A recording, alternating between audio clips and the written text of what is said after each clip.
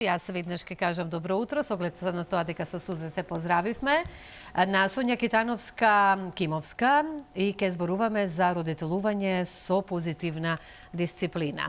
Пред кога дојдовте, малку имавме можност да поразговараме. Многу ме интересира веднаш на почеток. Прво добре ни дојдовте и добро утро, да ни кажете што значи тоа позитивна дисциплина и како можеме да ги воспитуваме децата на таков начин. Добро ве најдов и благодарам за поканата. Добро утро. Позитивна дисциплина е метод на воспитување кој што го основале две американски психолози, Джейн Нелсен и Лин Лот, кој што пак се заснова на психологијата на Алфред Адлер и Рудолф Драйкурс, кои што се залагале за достоинство и почит кон сите, па и кон децата. Така што позитивна дисциплина пред се значи учење преку поврзување. Дисциплина може да се свати негативно, може да има негативна конотација, како нели преголема строгост, ригидност, некој ред и дисциплина велиме, може да подразбира и казна. Меѓутоа овде дисциплина значи учење. А позитивна значи нежно. Преку поврзување и преку почит. Суптилно. Со внимание ќе ве слушам, а можам да замислам и сите родители, па и баби и дедовци на оваа тема. Повелете, Сузе. Благодарам, Слободанче. Тоа е една од малкуте сфери на која доживотно учиме. Како родители ние доживотно учиме и официјално добре дојде и од мене, Сонја, за вас. Вие сте преведувач, вие сте од 2019 едукатор, сертифициран за родители, меѓу останатото сте и универзитетски професор, активен член во Сдруженијето за родителување и се разбира мајка на 3 малолетни деца. Како успевате и како еден преведувач стана едукатор? Прво успевам со многу добра волја, организација и морам да кажам поддршка. Значи без тоа нема да биде можно. Поддршка од пред се од моето најблиско семејство, од сопругот, од родителите. Како станав едукатор за родители, иако мојата примерна професија е преведувач и професор, јас сум пред се мајка. Мајка на 3 деца. И инспирирана од вашето искуство родителско или од потребите на сите останати луѓе? Некогаш и тугите искуства не поттикнуваат? Пред се од моите потреби. Значи, тргнав како мајка, сакав да имам добар однос со децата, сакав да имам добра комуникација, сакав да имам позитивна атмосфера во домот, што за жал не беше секогаш така.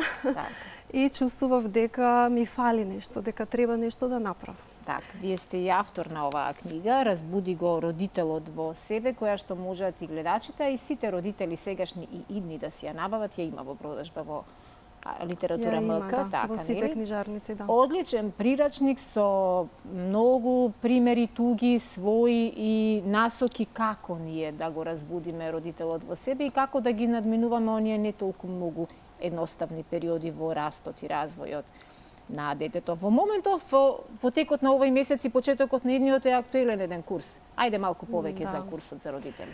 Да, тоа е курс за родителување со позитивна дисциплина, на кој што работиме заедно со мојата колешка Елена Граматикова. Мислам дека е прв курс од тој тип кај нас. Инаку позитивна дисциплина е како метод раширен во цел свет. Меѓутоа, кај нас точно е дека се зборувало за позитивна дисциплина, дури има и пишувано на таа тема од стручни лица. Веројатно и луѓе кои што се занимаваат со деца по градинките, по училиштата, веројатно поминале низ нешто такво. Меѓутоа, за обичните родители, мислам дека не е познато. Така што ова е прв пат да го организираме, иако реално работиме сега со втора група. Има ли заинтересирани доста? Па морам да кажам дека сум изненадена, пријатно изненадена и морам да кажам дека во оваа група нешто што особено ме радува е што имаме и баба. Прекрасно. Така што иако насловот е родителување, бабите се исто така родители. Ние имаме прекрасни баби, ама и дедовци кои што редовно се секој утро од рано наутре, ви Слободанка ќе се служи и останатите наши колешки кои што се во тимот, кои што даваат толку конструктивни совети, поврзани со животни мудрости, се разбира, со годините сите ние стануваме многу поискусни и многу помудри, затоа ги поканувам сите кои што сакаат да бидат во текст со курсот, како и оние кои што користат нели паметни телефони. Родители од акција е вашиот профил каде што можат да ве заследат и да ги добијат сите нови информации. Да, веднаш да заследиш и да видиш што е, како е таму најново. Да, родители од акција е моето име на социјалните мрежи, а за позитивна дисциплина може да се информираат и на pozitivnadisciplina.mk. Да. На нашата веб страница. Одлично. Сонја, вие делувате толку смирено, толку вака, би рекла, терапевтски, додека ве слушам. Ваква сте и дома со вашите деца? Се трудам да бидам, да бидам искрена, не секогаш. И затоа ми требаше книгата. Секоја чест. Ја напишав пред се за себе. да се сретнам јас вака, за да ми кажат каква е мама Сонја дома, но верувам дека умеете, бидејќи да се напише овој труд, да се стигнува на секаде и да се биде поддршка на сите родители е големо браво, заслужувате едно големо браво. Колку е возможно родителувањето да стане уживање? Па тоа зависи од нашата перцепција пред се. Значи тоа беше мојот заклучок и затоа така и се вика книгата, разбуди го родителот, да се разбудиме, да се освестиме каков е нашиот однос кон родителувањето. И дека не постои родител на одложено време, нити од привремен карактер родител, стануваш и доживотно си родител, колку и да е возрасно твоето дете, нели? Да, тоа е задача, односно улога во која што нели влегуваме со раѓањето на детето. Тогаш ние стануваме родители и ни се отвораат нови предизвици и нови можности. Така што ќе стане уживање кога ќе, како да кажам, ќе направиме еден чекор назад и ќе се обидеме да ја видиме ситуацијата и детето малку од поширока перспектива. Не нели според она како ние сме си го замислувале, како ние сме си го посакувале. Децата доаѓаат така како што доаѓаат, нели? Така е. Без оглед на нашите жилби. И мислиме дека целиот живот ќе ни биде бајка сега кога ќе дојдат децата, но се соочуваме со едни моменти во кои што навистина не знаеме и неретко грешиме. Каде се најчестите грешки кои што ги прават родителите? Да, па прво се тие очекувања, нели? Кога имаме некакви очекувања, шансите да се разочараме кога ќе му речам да спие, ќе спие, или кога ќе му речам седи мирен, ќе седи мирен, така? Ама не е баш така. Ама не е така, значи тие си се своји луѓе, со своји потреби, со своји желби. И тука нашата улога е да откриеме кои се тие нивни потреби и да ги задоволиме најдобро што можеме. Без разлика дали тоа се вклопува во нашата шема, моментална, да, во нашата идеја, замисла како тоа треба да изгледа. Мислам дека друга релативно честа грешка, барем нешто што јас кај мене го открив, е тоа што во голем дел од времето сме на, да речам, автопилот. За жал. Тоа значи кога се потпираме на она што сме го усвоиле во детството како начин на однесување, како образци, како модели, што некогаш се добри, а ги некогаш поставиле пред не многу толку. години родителите, бабите, дедовците, Да, но времењата се менуваат. Овие деца сега не се истите деца кои сте биле вие, сум била јас или биле некои други генерации, затоа што и времето многу се промени. Така е и значи мора да се прилагодуваме на околностите, мора да се прилагодуваме на детето. Секое дете е различно, тие што имат повеќе деца знаат дека Колку се различни вашите три деца едно од друго? Различни светови се? различни се, да. Секој си има своји интереси. Јас како мајка имам различни предизвици со секој од нив. И јас морам да се адаптирам.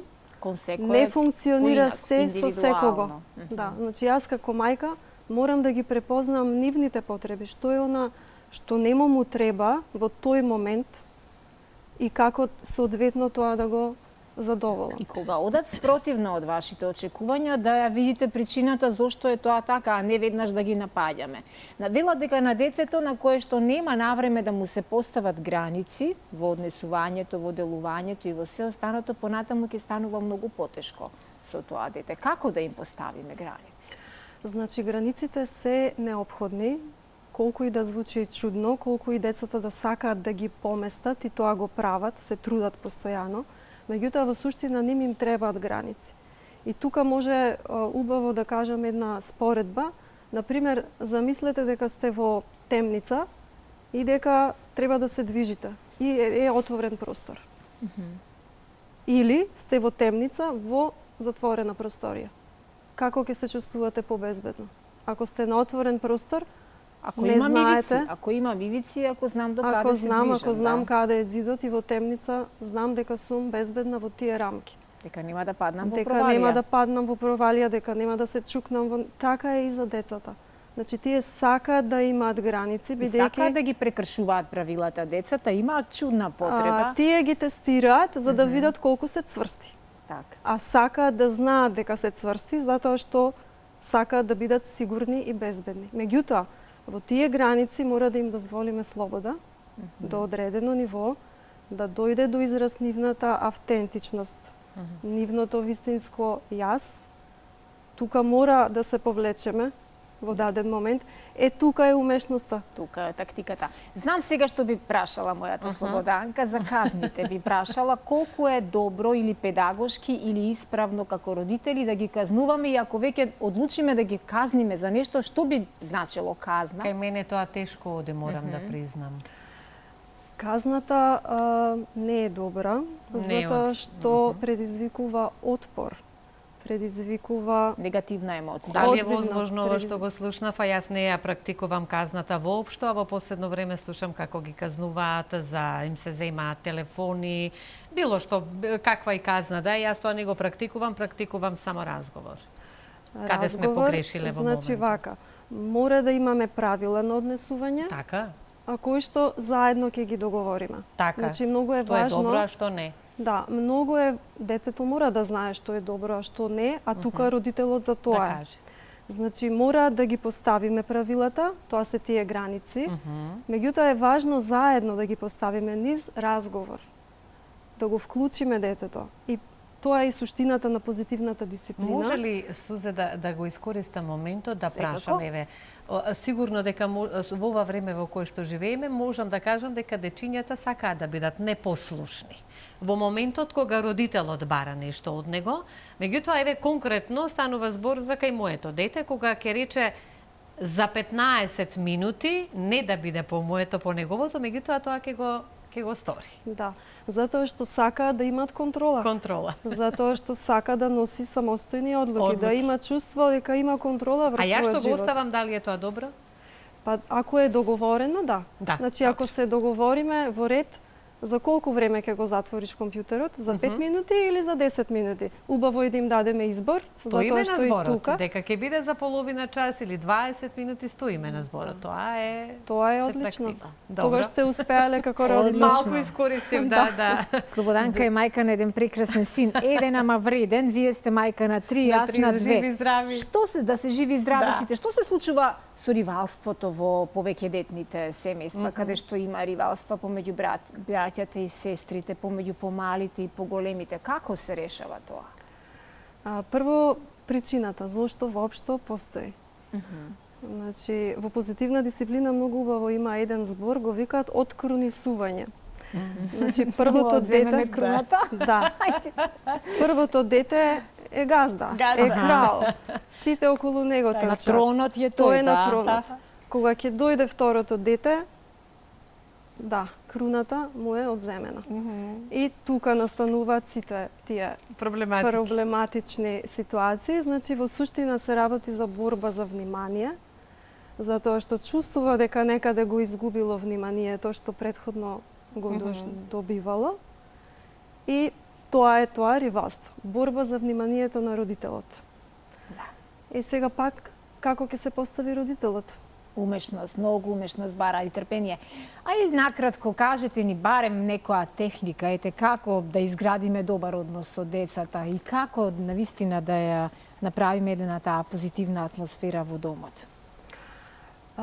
Да кажам, една техника која што кај мене беше многу лесна за спроведување, а мислам дека и за сите, а многу функционира, е повеќе да прашуваме, а помалку да кажуваме. Например, ние обично велиме, ајде сега, облечи се, јади, домашната напиши ја, тоа се наредби. Така ги доживува детето. Зошто постојано ми кажуваш нешто, значи јас знам, застани. Да, се чувствува Веднаш нервозата. предизвикуваме отпор, блокада. Да. Наместо тоа може да прашаме и тука го вклучуваме активно. Каков ти е планот за домашната? Имаш некаков план? Што планираш? Или, например, да си ја запиши некаде да не ја заборавам реченицата, каков ти е планот? Дали имаме домашна за денес? Не, јас досега не сум прашала каков ти е планот, ама денеска ќе го поставам ова прашање и баш ќе ви известам И одговорот да секогаш немаме, но потоа ќе се сетиме дека имаме нешто. Не, мене ќе ми рече, па петок е денеска. Тоа е планот, дека е петок денеска. Сонја, децата знаат да бидат едни многу сладки, мали манипулаторчиња, ама и големи, да, и да манипулираат со нас кога сме ние вклучени на 15 линии, истовремено работиш, враќаш пораки, планираш и што се не прават, особено ние мајките. Како да ја препознаеме манипулацијата кај децата? Па тоа не знам дали е навистина манипулација, значи ние така го толкуваме како возрастни со нашето искуство. Децата го немаат тоа искуство и мислам дека да се служат со игра на зборови како да не буквално да не одоброволат за некоја работа за која можеби во поинаков контекст не би ја одобриле. Да, тоа е еден начин на тестирање на границите. Значи тие имаат различни тактики. Тоа секако зависи од детето, можеби зависи од ситуацијата.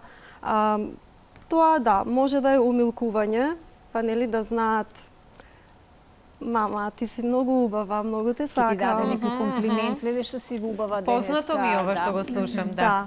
Или може да се зависи од детето. Може да е додевање, аман мама сладолед, многу ми се зависи нели од ситуација. Може да биде напади на бес. Ке вика, ке плаче. Може да биде и физичка сила, може ке удира, ке крши.